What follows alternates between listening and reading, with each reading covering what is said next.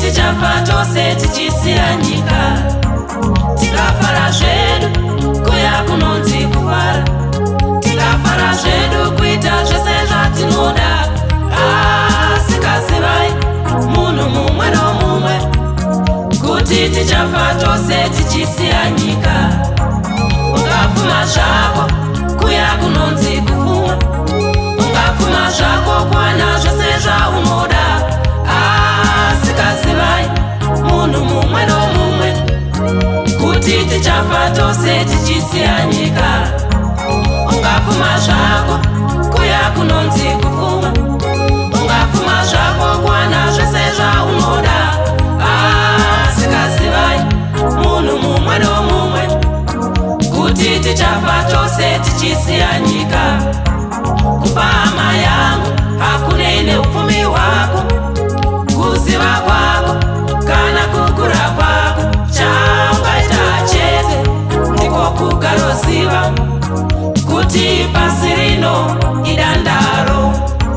Kufa hama yangu hakunene upfumi hwako, zvirongwa zvako kana kukura kwako, chaungaita chete ndiko kugaroziva kuti pasi rino idandaro.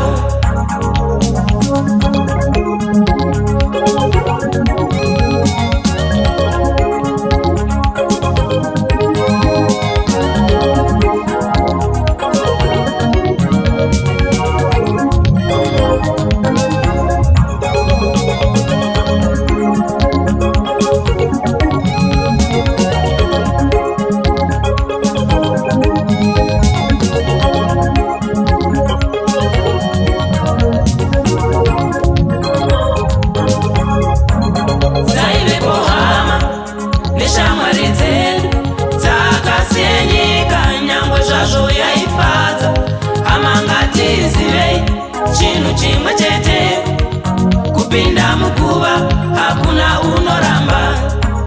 Dzaivepo hama neshamwari dzedu dzakasiye nyika nyangwe zvazvo yaifadza.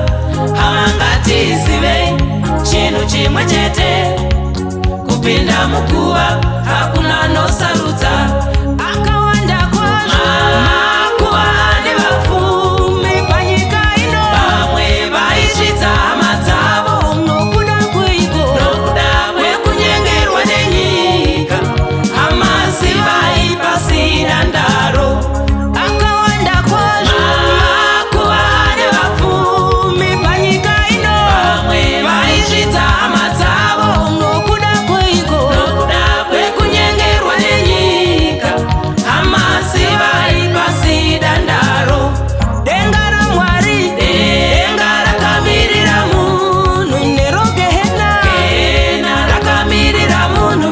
Koiwe hama yangu, iwe hama uchaendepiko?